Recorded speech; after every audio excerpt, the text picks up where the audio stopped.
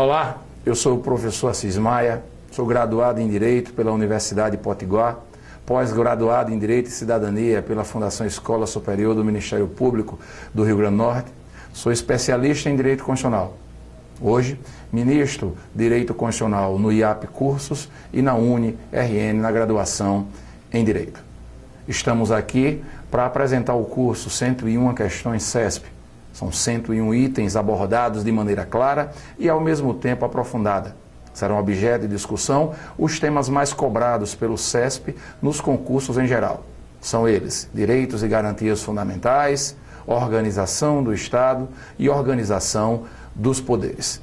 É com imensa satisfação que damos início ao nosso primeiro tema dos direitos e garantias fundamentais. Vamos agora ao debate de questões sobre o artigo 5º da nossa Constituição, sobre os direitos e deveres individuais e coletivos. As questões. Primeira questão do CESP 2010 e INSS.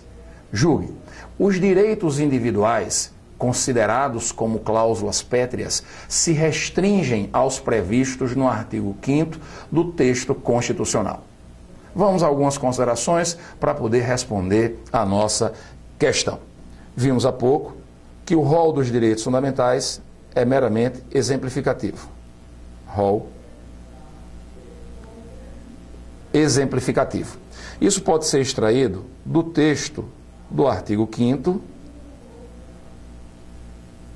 no seu parágrafo 2º. Então, a leitura do artigo 5º, parágrafo 2º, nos remete a essa ideia de que a lista dos direitos e garantias fundamentais não é taxativa, não é exaustiva. De maneira que vamos encontrar direitos fundamentais no artigo 5º, direitos fundamentais dentro do grupo dos direitos sociais, da nacionalidade, dos direitos políticos, do partido político e até mesmo fora desse título 2 espalhados pela Constituição. De fato, a nossa Carta contempla no artigo 60, parágrafo 4º, as chamadas cláusulas pétreas.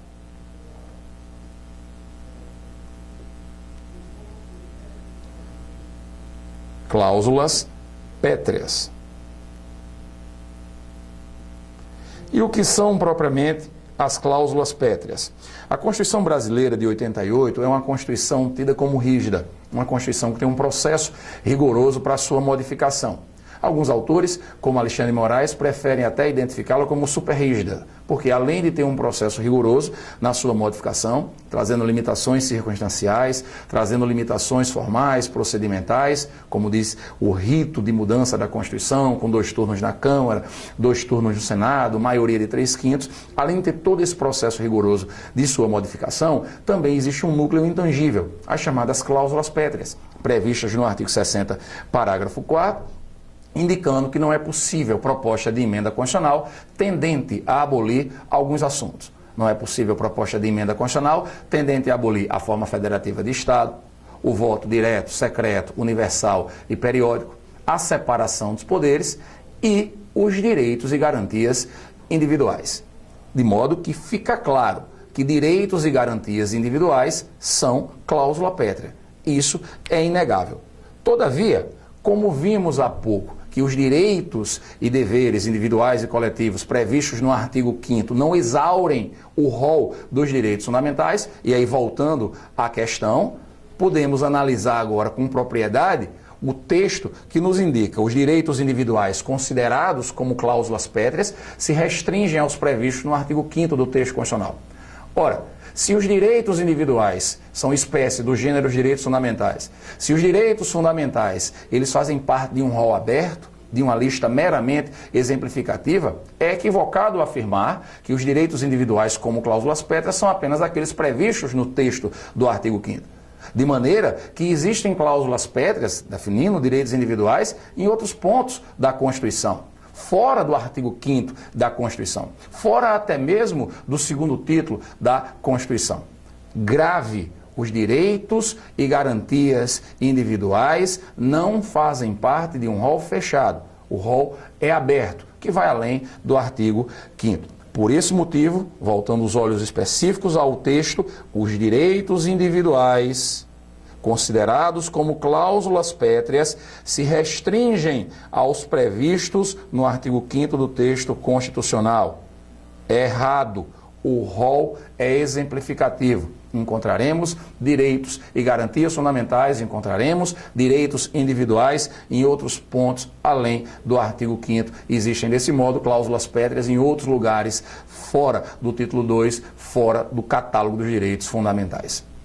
A próxima questão. Júri, o direito à vida é protegido de forma absoluta pela Constituição Federal, razão pela qual, em nenhuma hipótese, é admitida a pena de morte no país.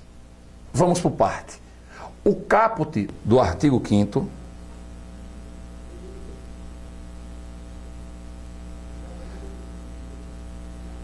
lista os direitos fundamentais básicos. Direitos fundamentais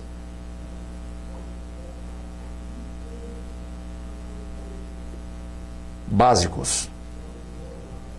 São listados como direitos fundamentais básicos a vida, a liberdade, a igualdade, a segurança e a propriedade.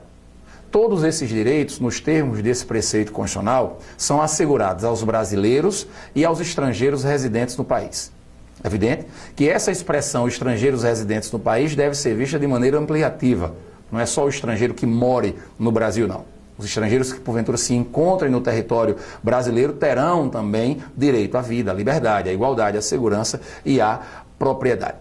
Todos esses direitos fundamentais básicos devem ser extraídos da Constituição e interpretados de forma a dar a eles um maior nível, a maior amplitude possível. Nós deveremos extrair de cada um desses direitos fundamentais a máxima efetividade. Porém, mesmo buscando a máxima efetividade dos direitos fundamentais, é inegável que eles não têm natureza absoluta. Os direitos fundamentais, eles podem ser relativizados, até mesmo pelos outros direitos fundamentais. A ideia de que direito limita direito deixa claro que não há direito fundamental de natureza absoluta. Nem mesmo o direito à vida, objeto da presente questão, pode assim ser considerado. O direito à vida, ele é protegido pelo texto da Carta, mas pode sofrer limitações. Na proteção a outros direitos fundamentais, o direito à vida pode ser relativizado. Tanto é que o Código Penal brasileiro contempla a legítima defesa como um excludente de ilicitude, de forma que é possível você tirar a vida de uma outra pessoa em legítima defesa. Você pode tirar a vida de uma outra pessoa em estado de necessidade. E a própria Carta de 88 faz menção a uma situação concreta em que é permitida a pena de morte. A pena de morte, de fato, como regra, é vedada pela Constituição brasileira. É proibida pela Carta de 88. Porém, ela é permitida em caso de guerra declarada.